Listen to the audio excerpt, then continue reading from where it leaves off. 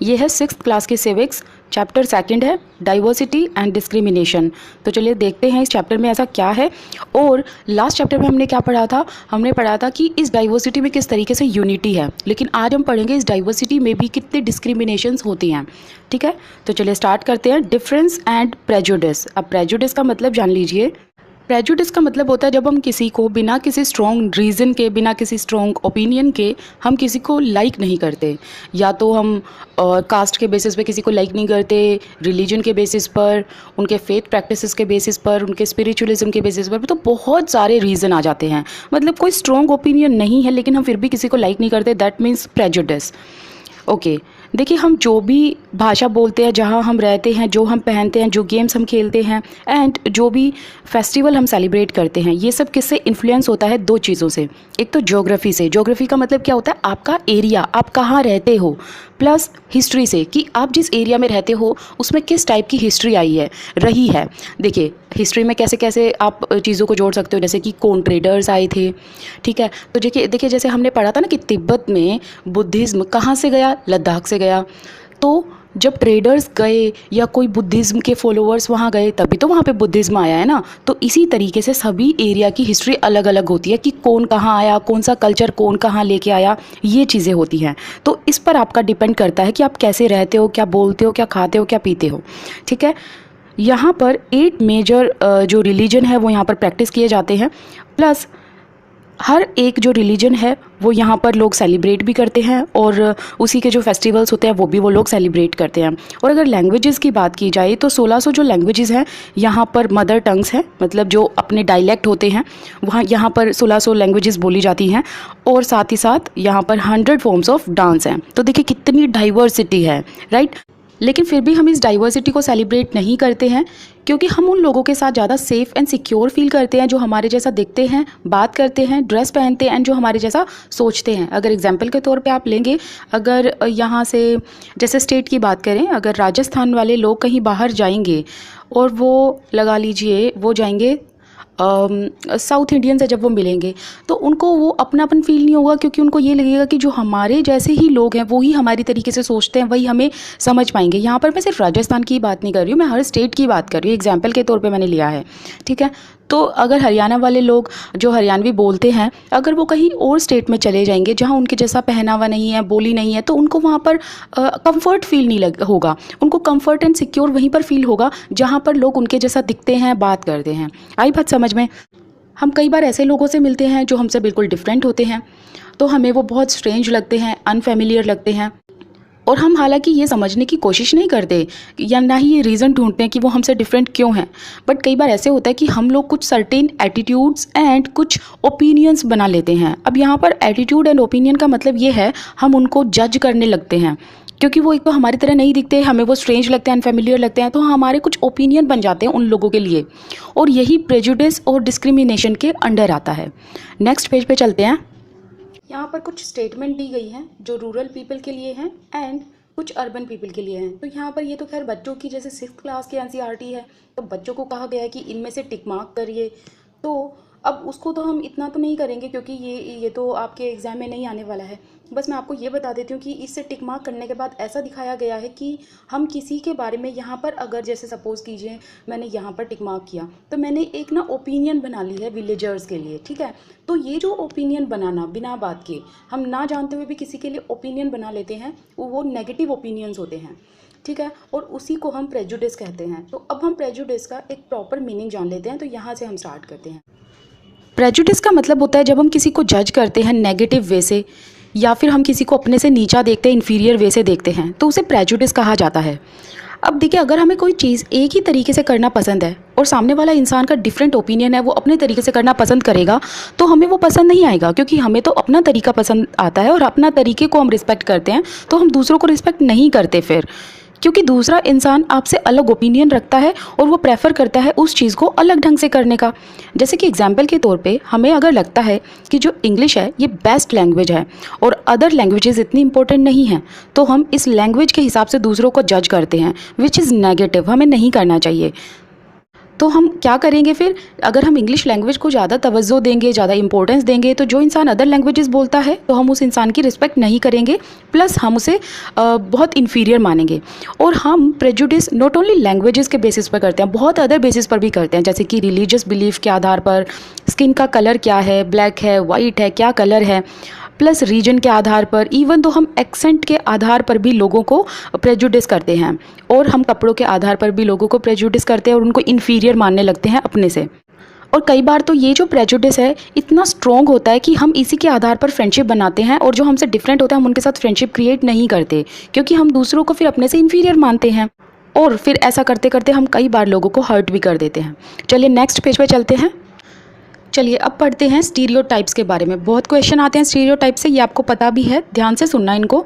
आपको लगेगा कि लैंग्वेजेस बहुत इजी है तो इसमें से क्या आएगा, लाइक क्या पूछा जा सकता है, लेकिन सीटेट का जो क्वेश्चन है वो ऐसा बन के आता है, इन्हीं लाइन से घुमा फिरा के चीज़ें दे देते हैं, ठीक है। तो यहाँ पर जो मैं बताऊँगी इसके आइडियाज़ को समझने की कोशिश करना, आपको पता चलेगा फिर कि स्टीरियोटाइप होता क्या है। और स्टीरियोटाइप एंड प्रेजुडिस में कन्फ्यूज़ मत होना, ओके। अब मैं उसका कन्फ्यूज़न भी आपको दूर कर दूँगी, पहले स्टीरियोटाइप एक बार पढ़ लेते हैं। देखिए स्टीरियोटाइप होता क्या है, जब हम किसी के लिए ऐसी कोई धारणाएं बना लेते हैं जो बिल्कुल भी सच नहीं होती है ना। जैसे कि अगर देखिए जेंडर डिफरेंसेस की बात करें, we know we are very much familiar with gender differences. तो जैसे कि एक अगर हम पूछे किसी से कि एक लड़का और लड़की व्हाट डज़ इट मीन, तो सभी कहेंगे कि we are born like this, हम पैदा ही लड़के हुए हैं लड़की हुए हैं, तो अब क्या कर सकते हैं, इट इज़ अ गिवन। लेकिन इसमें भी डिफरेंसेस होते हैं, लोग डिफरेंसेस बनाते हैं। तो ये कैसे होता है इसके बारे में बात कर लेते हैं। जैसे कि एक स्टेटमेंट आपको बोली जाए, दे डोंट क्राई। अब क्वेश्चन ना सीटेट में भी ऐसे ही आ सकता है, ठीक है। ऐसी स्टेटमेंट आ जाएंगे और फिर पूछ लेंगे कि ये क्या है, ये स्टीरियोटाइप है या जेंडर इनइक्वालिटी है या डिफरेंसेस है। तो बहुत सारे ऐसे मिक्सिंग से ऑप्शंस आ जाते हैं जिसमें बच्चे कंफ्यूज हो जाते हैं। देखिए अगर ऐसा कहा जाए दे डोंट क्राई, ये जो स्टेटमेंट है इसका मतलब क्या है कि वो रोते नहीं हैं, ओके। अब इस स्टेटमेंट से आप क्या समझते हो, हमने तो बचपन से यही सुना है ना, हम जनरली किस चीज़ के साथ एसोसिएट करेंगे इसे, कि बॉयज़ या जो मैन हैं वो रोते नहीं हैं, ठीक है, लड़के रोते नहीं हैं, हमने यही सुना है बचपन से, लड़कियों ने तो यही सुना हुआ है, लड़कों ने भी यही सुना हुआ है। तो जब एज अ बेबी अगर हम बात करें, जब लड़का गिर जाता है, खेलते खेलते गिर जाता है, वो अपने आप को हर्ट कर लेता है, और जब वो रोता है तो उसके फैमिली के मेम्बर्स जो होते हैं वो उसे कैसे कंसोल करते हैं, don't cry you are a boy, boys are brave, they don't cry. मतलब क्यों रो क्यों रहे हो, तुम लड़के हो, लड़के रोते नहीं हैं, बिकॉज लड़के क्या होते हैं, ब्रेव होते हैं। तो वहीं से वो बच्चों का माइंडसेट क्रिएट कर देते हैं, इनडायरेक्टली ये बोलते हैं कि लड़के नहीं रोते, लड़कियां रोती हैं, ठीक है। इवन दो कई पेरेंट्स तो ऐसे भी बोलते हैं don't cry like a girl, कि लड़कियों की तरह मत रो। तो ऐसी चीज़ें हम बच्चों के अंदर बचपन से ही इंस्टिल कर देते हैं। अब जो लड़के होते हैं जब वो ग्रो होने लगते हैं वो इस चीज़ में बिलीव करने लगते हैं कि लड़के तो रोते ही नहीं हैं, तो जब भी उनको रोने का मन करता है दे स्टॉप देमसेल्व्स। क्यों, क्योंकि वो उन्हें लगता है कि जो रोना है वो वीकनेस का सिनोनिम है, कि लड़के रोते ही नहीं हैं। So if a boy wants to cry he stop himself because he believes that crying is a sign of weakness, क्योंकि उनके पेरेंट्स ने उन्हें बचपन से इंस्टिल किया हुआ होता है। लेकिन ऐसा नहीं है, लड़के और लड़की दोनों को ही रोना आता है, and they want to cry specially when they are angry और when they are in pain. तो ऐसी चीज़ों में दोनों को ही रोना आता है, इसमें जेंडर डिफरेंसेस और स्टीरियोटाइप बिल्कुल नहीं होना चाहिए लोगों को, ठीक है। अभी नेक्स्ट पेज पे इसको आगे बढ़ाते हैं स्टीरियोटाइप को। अब आगे स्टीरियोटाइप को पढ़ने से पहले एक ये बॉक्स दिया हुआ है, उससे पहले वाले पेज पर उसको कंप्लीट करना जरूरी है। देखिए यहाँ इलस्ट्रेशंस में आपको बच्चे ऐसे दिखाए गए हैं और इनको डिसेबल्ड दिखाया गया है, देखिए आप, ठीक है।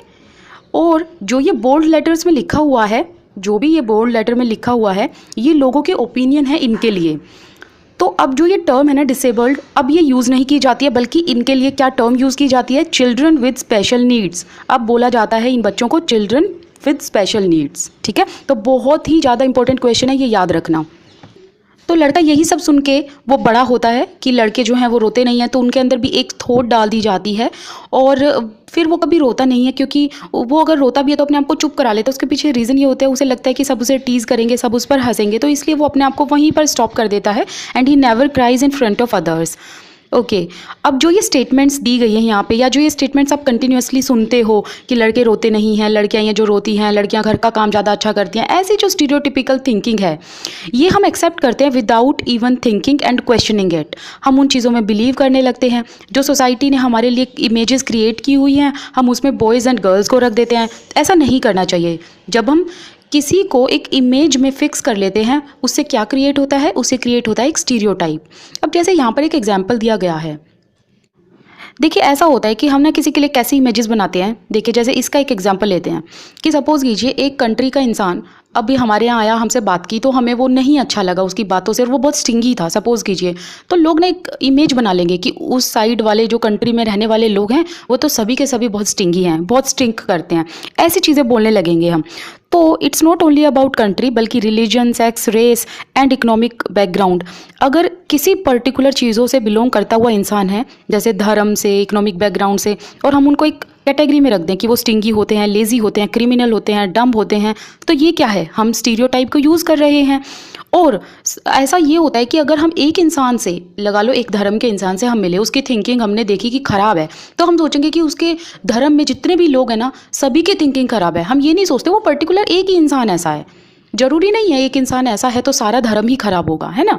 तो थिंकिंग पर डिपेंड करता है ना ये चीज़ें तो, लेकिन हम स्टीरियोटिपिकल थिंकिंग बना लेते हैं लोगों के लिए। अब जो ये हमने बात की कि स्टिंगी, लेज़ी, क्रिमिनल, डम, ये सब हर धर्म में भी हो सकते हैं, हर ग्रुप में भी होते हैं, चाहे वो रिच हो या पुअर पीपल हो, कोई फ़र्क नहीं पड़ता, चाहे वो मेल हो या फीमेल हो। यहाँ ये चीज़ें हर इंसान में होती हैं, लाइक हर धर्म के इंसान में होती है। ऐसा नहीं है कि आप एक पर्टिकुलर धर्म को इन्फीरियर दिखा देंगे, राइट। अब जो ये स्टीरियोटिपिकल थिंकिंग है ना, ये हमें हिंडर करती है, ये हमें स्टॉप करती है कि हम इंसान की क्वालिटी नहीं देख पाते हैं, उसके जो यूनिक टैलेंट है, स्पेशल जो उसके टैलेंट है, स्किल्स हैं, क्वालिटीज़ हैं, वो हम नहीं देख पाते हैं। हम लोगों को एक पैटर्न में, एक टाइप में फिट कर देते हैं, और जो ये स्टीरियोटिपिकल थिंकिंग होती है ये हमें अफेक्ट करती है गलत तरीके से। Inequality and discrimination. देखिए डिस्क्रिमिनेशन कब होता है, जब हम प्रेजुडिस करते हैं या फिर हम स्टीरियोटाइप करते हैं। देखिए प्रेजुडिस का मतलब क्या होता है, जजमेंट देना, एंड स्टीरियोटाइप का मतलब होता है कोई आइडिया बना लेना, नोशन बना लेना, जैसे धारणाएं बना लेना। ओके, तो इससे क्या होता है, डिस्क्रिमिनेशन होता है। जैसे कि अगर हम किसी पर्टिकुलर ग्रुप के इंसान को एक्टिविटीज़ में जाने से रोकें, जॉब लेने से स्टॉप करें, या फिर उनको सर्टेन जगह पर रहने से मना करें, और या फिर हम उनको पानी लेने से मना करें जिस वेल से या जिस हैंडपम्प से हम पानी लेते हैं, तो ऐसी चीज़ें क्या करती हैं, ऐसी चीज़ें डिस्क्रिमिनेट करती हैं। मतलब हम उनको डिस्क्रिमिनेट कर रहे हैं, हम उनको अपने से इन्फीरियर मान रहे हैं। डिस्क्रिमिनेशन बहुत सारे रीजंस की वजह से होता है। जैसे कि आपने फर्स्ट चैप्टर में मैंने कहा था ना आप लोगों को, आप एक बार वो स्टोरी पढ़ लेना। उस स्टोरी में मैंने बताया था एक मुस्लिम है, एक हिंदू है, तो वहाँ पर भी दिखाया गया कि जो वो समीर है, देखिए हिंदू मुस्लिम का भी ना, जो हिंदू लड़का है उसका नाम भी समीर होता है, और जो मुस्लिम लड़का है उसका नाम भी समीर होता है। तो इसलिए यहाँ पर समीर 1 एंड समीर 2 लिखा हुआ है, ठीक है। तो जैसे आप स्टोरी पढ़ेंगे आपको समझ आ जाएगा वो क्यों लिखा हुआ है ऐसे, समीर 1 एंड समीर 2। तो जो वहाँ पर उनमें डिफरेंसेस दिखाया गया है वो है डिफरेंट रिलीजन का। दोनों डिफरेंट रिलीजन से बिलोंग करते हैं। हालांकि ये एस्पेक्ट है, ये कैरेक्टरिस्टिक एक डाइवर्सिटी का है ना, लेकिन जो ये डाइवर्सिटी है ये भी एक डिस्क्रिमिनेशन का ही सोर्स है। इसकी वजह से भी डिस्क्रिमिनेशन होती है। तो जैसे हमने समीर 1 एंड समीर 2 में पढ़ा था, दोनों के बैकग्राउंड अलग होने की वजह से, रिलीजन अलग होने की वजह से, तो एक डिस्क्रिमिनेशन हमें उनकी स्टोरी में देखने को मिलता है। कुछ ग्रुप के लोग जो सर्टेन लैंग्वेजेस बोलते हैं, उनका अपना धर्म भी होता है और उनके अपने रीजन्स भी होते हैं जहाँ वो रहते हैं। They may be discriminated against there, उनके कस्टम्स के हिसाब से, उनके प्रैक्टिसेस के हिसाब से। तो लोग उन्हें क्या सोचते हैं, इन्फीरियर मानते हैं, और यही होता है डिस्क्रिमिनेशन करना। अनदर डिफरेंस ये देखने को मिलता है इकोनॉमिक बैकग्राउंड का। पहले वाला डिफरेंस था रिलीजन के बेस पर, अब दूसरे वाला डिफरेंस ये है इकोनॉमिक बैकग्राउंड। तो जो समीर 1 है उसके पेरेंट्स के पास इनफ मनी है कि उन्हें प्राइवेट स्कूल में वो अपने बच्चे को पढ़ा सकते हैं, लेकिन जो समीर 2 है वो न्यूज़पेपर बेचता है। क्यों? क्योंकि इसके पेरेंट्स के पास इतनी फैसिलिटीज़ नहीं है कि वो एजुकेशन की तरफ एक्सेस कर पाएँ अपने बच्चे को, है ना। तो इसी वजह से एक इकोनॉमिक बैकग्राउंड की वजह से भी एक डाइवर्सिटी देखने को मिलती है, जो कि एक इनइक्वालिटी का ही सोर्स है।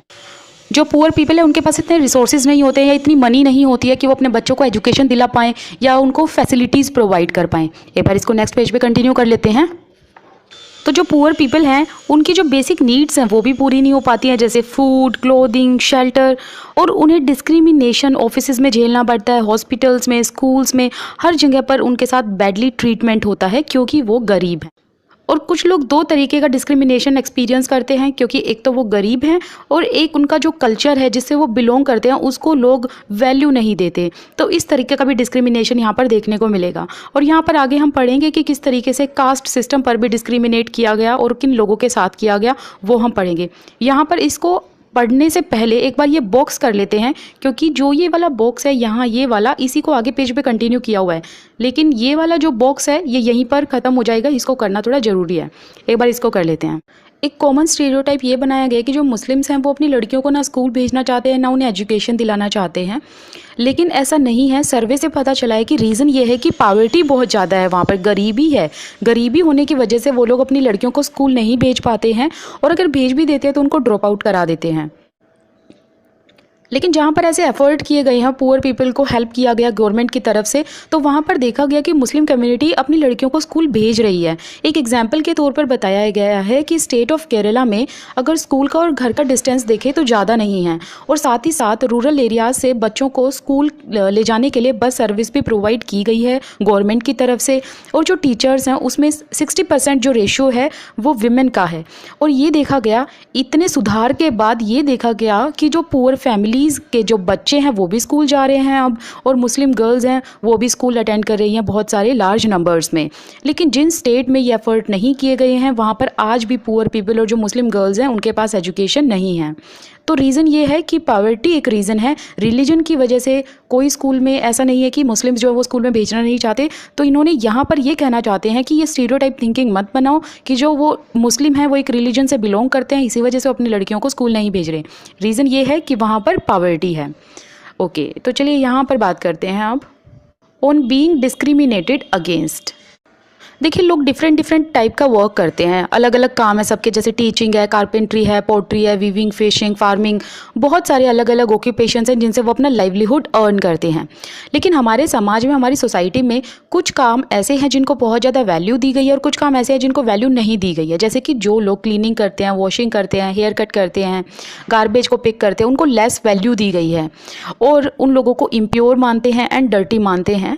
और जो अपर कास्ट वाले लोग हैं, इनफैक्ट उनको अपने घर में एंट्री भी नहीं देते, ऐसी भी चीज़ें हैं। और इस सोसाइटी में एक लैडर बनाई हुई है कास्ट सिस्टम की। जो अपने आप को सबसे अबव मानता है वो अपने आप को अपर कास्ट कहते हैं, ठीक है। और इस लैडर में अपर कास्ट है, लोअर कास्ट है, कि जो अबव लैडर है वो अपर कास्ट में बिलोंग करते हैं, और जो लोअर हैं वो लोवेस्ट कास्ट में बिलोंग करते हैं। इसको एक बार नेक्स्ट पेज पे पढ़ लेते हैं। अब जो इस लैडर में अपने आप को अबव रखते थे वो अपने आप को सुपीरियर कहते थे, और जिनको नीचे रखा जाता था उनको अनवर्दी एंड अनटचेबल कहा जाता था। अब इस कास्ट रूल की वजह से ही कुछ काम भी, या कास्ट के हिसाब से कुछ काम जो है वो चूज़ किए गए थे। जैसे कि जो अनटचेबल्स हैं वो गार्बेज को पिक करेंगे एंड वो डेड एनिमल्स को रिमूव करेंगे। तो ऑल एंड ऑल स्कैवेंजर्स वाला काम कौन करेंगे? जो अनटचेबल्स होंगे। और जो अनटचेबल्स हैं उनको अलाउड नहीं था कि वो जो टेंपल है उसमें एंटर करें, एंड विलेज का जो वेल है, जो कुआं होता है जिससे सभी पानी लेते हैं, वो भी वहाँ से पानी लें। साथ ही साथ अनटचेबल्स के बच्चों को भी अलाउड नहीं था कि अपर कास्ट वाले बच्चों के साथ बैठें स्कूल में भी। और यहाँ पर बताया गया है कि जो ये दलित टर्म है ये किससे बिलोंग करती है? ये बिलोंग करती है लोअर कास्ट वाले ग्रुप को। उनको एड्रेस करने के लिए ये टर्म निकाली गई है। और दलित का मतलब होता है ब्रोकन। और गवर्नमेंट में जो दलित को किस नाम से रेफ़र, किस ग्रुप से रेफ़र किया जाता है? SC, scheduled caste. अब यहाँ पर डॉक्टर भीमराव अंबेडकर जो कि ग्रेटेस्ट लीडर रहे हैं इंडिया के, उन्होंने अपना फर्स्ट एक्सपीरियंस बताया, जैसे उन्होंने कास्ट बेस्ड डिस्क्रिमिनेशन झेला था। और जो इन्होंने बताया था कि इन्होंने 1901 में किस तरीके से डिस्क्रिमिनेशन देखा। तो यहाँ पर ऐसा कुछ खास ऐसा पढ़ने वाला है नहीं आगे, एक बार आप लोग पढ़ लेना, क्योंकि एग्जाम में नहीं आएगा, इसलिए मैं इसको नहीं करा रही हूँ, क्योंकि बहुत लॉन्ग वीडियो हो जाएगी अगर मैं एक एक लाइन को, स्टोरी को बताऊँगी। तो यहाँ पर थोड़ा सा बता देती हूँ कि जो BR अम्बेडकर हैं ये मेहर कास्ट से बिलोंग करते हैं। और मेहर कास्ट जो है ये एक ऐसी कम्युनिटी है जिसे अनटचेबल माना जाता था बॉम्बे में, बॉम्बे प्रेसिडेंसी में। तो इस वजह से इनको बहुत कुछ सफ़र करना पड़ा था। किनको? डॉक्टर भीमराव अंबेडकर को। अब इसको नेक्स्ट पेज पे कंटिन्यू कर लेते हैं। अब जो ये वाला पार्ट है यहाँ पर भी इनकी जो स्टोरी है वो बताई गई है, बस आप एक बार पढ़ लेना, इंपॉर्टेंट नहीं है, इंपॉर्टेंट यहाँ से है। डॉक्टर भीमराव अंबेडकर जो हैं ये फादर ऑफ इंडियन कॉन्स्टिट्यूशन भी इनको कहा जाता है, एंड ये ग्रेट लीडर रहे हैं दलित्स के। इंपॉर्टेंट क्वेश्चन बनता है ये। और इन्होंने दलित्स को अपलिफ्ट करने के लिए, इनके राइट्स दिलाने के लिए बहुत लड़ाइयाँ भी लड़ी हैं। ये महक कास्ट से बिलोंग करते हैं जिसको अनटचेबल कहा जाता था। और जो ये अनटचेबल्स होते थे एंड जो महर्स होते थे ये पुअर होते थे, इनकी कोई लैंड नहीं होती थी। साथ ही साथ ये लोग विलेज में, लाइक मेन विलेज में नहीं रहा करते थे, विलेज के बाहर रहा करते थे, क्योंकि इनको अलाउड नहीं था विलेज के अंदर रहना। Doctor Bhimrao Ambedkar first person थे अपनी कास्ट के जिन्होंने कॉलेज एजुकेशन को कंप्लीट किया, फिर इंग्लैंड गए और एक लॉयर बन गए थे। और इन्होंने दलित्स को एनकरेज किया कि अपने बच्चों को स्कूल भेजें, कॉलेज भेजें, और दलित्स को अर्ज भी किया कि आप लोग गवर्नमेंट जॉब में जितनी भी वैरायटीज़ की जॉब निकली हुई हैं, मतलब जो निकलती हैं, उनको आप फिल करें और उन गवर्नमेंट जॉब में जाएँ ताकि आप इस कास्ट सिस्टम से निकल पाएँ। बाद में जो डॉक्टर भीमराव अंबेडकर हैं ये बुद्धिज़्म में कन्वर्ट हो गए थे, जो बहुत इंपॉर्टेंट क्वेश्चन है ये भी। और ये जो बुद्धिज़्म में कन्वर्ट हुए, इसके पीछे रीज़न ये था क्योंकि ये इस टाइम पर ना इक्वेलिटी को सर्च कर रहे थे। तो इनको ये लगा कि ये जो रिलीजन है यहाँ पर सभी मेंबर्स को इक्वली ट्रीट किया जाता है, कोई अपर एंड लोअर कास्ट नहीं है। चलिए यहाँ पर बात करते हैं। इससे पहले जो ये पार्ट हैं ये सिर्फ एक बार रीडिंग करने के हैं, इसे इंपॉर्टेंट ऐसा कुछ है नहीं, तो इसलिए मैं उसको स्किप करा रही हूँ। जो इम्पोर्टेंट है, जो आपके एग्जाम में डेफिनेटली जहाँ से पूछा जाएगा वहाँ से हम बात करेंगे, वहाँ पर हम ज़्यादा फोकस करेंगे, ठीक है। यहाँ पर भी सिर्फ वो स्टोरीज़ बताई हुई हैं, जब आप पढ़ेंगे तो आपको पता चलेगा उस स्टोरी से रिलेटेड यहाँ पे क्या लिखा हुआ है। स्ट्राइविंग फॉर इक्वालिटी, देखिए जब लोग फ्रीडम के लिए फ़ाइट कर रहे थे ब्रिटिशर्स के अगेंस्ट, तब उस टाइम पर लोग ब्रिटिशर्स के साथ साथ अपनी इक्वालिटी के लिए भी लड़ रहे थे। जैसे कि जो दलित हैं, विमेन हैं, ट्राइबल्स हैं, पीजेंट्स हैं, ये लोग इनइक्वालिटीज़ के लिए भी लड़ रहे थे, जो इनइक्वालिटी इनको एक्सपीरियंस करनी पड़ रही थी। तो ये ब्रिटिशर्स के साथ साथ अपने राइट पाने के लिए भी ये लोग स्ट्रगल कर रहे थे। जैसे कि जो दलित्स हैं, इन्होंने अपने आप को ऑर्गेनाइज किया और इन्होंने कुछ ऐसे प्रोटेस्ट भी किए या इन्होंने स्ट्रगल किया साथ में मिलकर, ताकि इनको टेम्पल्स में एंट्री मिल सके। और साथ ही साथ जो विमेन हैं उनको भी राइट्स नहीं थे, ना तो वोट के उनको राइट्स थे, प्लस ना उनको एजुकेशन के राइट्स थे। उसके लिए भी उन्होंने बहुत सारी डिमांड की और बहुत सारे स्ट्रगल करने पड़े। पीजेंट्स थे, ट्राइबल्स थे, इन्होंने अपने आप को मनी लैंडर से रिलीज़ कराने के लिए स्ट्रगल किया, प्लस जो मनी लैंडर्स ने इनके ऊपर हाई इंटरेस्ट लगा रखे थे, उनके लिए इन्होंने उसको कम कराने के लिए या फ्री कराने के लिए इन्होंने बहुत स्ट्रगल किया। इवन तो जो हमारा इंडिया है, जब ये एक नेशन बना 1947 में, जो हमारे यहाँ के लीडर्स थे वो भी बहुत कंसर्न थे, क्योंकि उनको भी पता था कि यहाँ पर बहुत सारी इनइक्वालिटीज़ हैं। तो कॉन्स्टिट्यूशन जब हमारा लिखा गया तो इन चीज़ों को ध्यान में रखते हुए रूल्स बनाए गए थे। अब जो डिस्क्रिमिनेशन हमारी सोसाइटी में कब से था, लोगों ने कैसे इसके अगेंस्ट स्ट्रगल किया और कौन कौन से लीडर आगे आए, उनके बारे में बताया गया है। जैसे कि डॉक्टर BR अम्बेडकर, जिन्होंने लड़ाई लड़ी ताकि जो दलित हैं उनको अपने राइट मिल सकें। और साथ ही साथ जो लीडर्स रहे हैं, उन्होंने एक ऐसा विज़न और एक ऐसा गोल रखा कॉन्स्टिट्यूशन लिखते वक्त, ताकि सभी लोग इंडिया में इक्वल रहें और सभी को इक्वल माना जाए, कोई भी इन्फीरियर ना हो, और सभी को इक्वल राइट हैं, इक्वल अपॉर्चुनिटीज़ हैं, और अनटचेबिलिटी को एक क्राइम की तरह देखा जाने लगा। और फिर बाद में अनटचेबिलिटी को अबॉलिश कर दिया गया और लोगों को ये भी कहा गया अब आप लोग फ्री हैं, अपनी मर्जी से कोई भी काम आप लोग कर सकते हैं। गवर्नमेंट जॉब्स जो हैं वो सभी के लिए ओपन है, ऐसा नहीं है कि इसमें भी कोई डिस्क्रिमिनेशन है, सभी के लिए यहाँ पर इक्वल अपॉर्चुनिटीज़ हैं। और फिर गवर्नमेंट की रिस्पॉन्सिबिलिटी है कि वो ऐसे स्टेप्स ले ताकि जो इक्वलिटी है वो सभी लोगों में हो, पुअर पीपल हो या फिर कोई मार्जिनल कम्युनिटी से बिलोंग करता हो।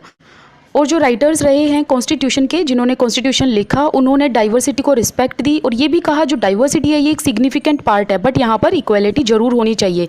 मतलब हर एक ग्रुप को, हर एक रिलीजन को रिस्पेक्ट देनी चाहिए, बट विद इक्वलिटी, कोई सुपीरियर या इन्फीरियर नहीं है, सब एक समान हैं। एंड यहाँ पर यह भी कहा गया कॉन्स्टिट्यूशन में कि सभी को आज़ादी है कि अपनी मर्जी से अपना धर्म ले सकते हैं, वो लोग धर्म परिवर्तन भी कर सकते हैं अगर वो चाहते हैं, तो सभी के अपने राइट्स हैं। And they can speak the language they want to, और वो कोई भी फेस्टिवल को सेलिब्रेट कर सकते हैं, अपने आप को फ्रीली एक्सप्रेस भी कर सकते हैं। और ये भी कहा गया कि किसी पर एक लैंग्वेज, एक रिलीजन या एक फेस्टिवल फॉलो करने के लिए कोई कंपल्शन नहीं डाल सकता, सब लोग बिल्कुल फ्री हैं, कुछ भी वो फॉलो कर सकते हैं रिलीजन, बिलीफ या फेथ के आधार पर, और सभी के धर्म को इक्वल ट्रीट किया जाएगा। इंडिया जो है एक सेकुलर कंट्री बना फिर, और जहाँ पर डिफरेंट रिलीजन, फेथ के लोग जो हैं वो एक समान माने गए, और यहाँ पर डाइवर्सिटी को एनकरेज भी किया गया, और डाइवर्सिटी के साथ साथ यहाँ पर इक्वालिटी को भी इंश्योर किया गया। लोग कोई भी रिलीजन को फॉलो कर सकते हैं without any fear of discrimination, और ये जो एलिमेंट्स हैं ये एलिमेंट्स हैं यूनिटी के। हम सब साथ रहते हैं और एक दूसरे को रिस्पेक्ट करते हैं। इस चैप्टर में हमने क्या पढ़ा, हमने ये पढ़ा कि इनइक्वालिटीज़ जो हैं वो आज भी एग्जिस्ट करती हैं, और जो इक्वालिटी है ये एक वैल्यू है, we have to keep striving for. और ये कुछ ऐसी चीज़ नहीं है जो ऑटोमेटिकली हो गई थी, एक्चुअली इसके लिए लोगों ने बहुत स्ट्रगल किया और गवर्नमेंट ने बहुत सारे एक्शंस लिए, जो आज हमें ये रियलिटी देखने को मिली है कि आज सभी कॉन्स्टिट्यूशन में या कानून के आगे सब लोग समान हैं। तो आज ये चैप्टर हमारा सेकंड ख़त्म होता है, कल हम बात करेंगे।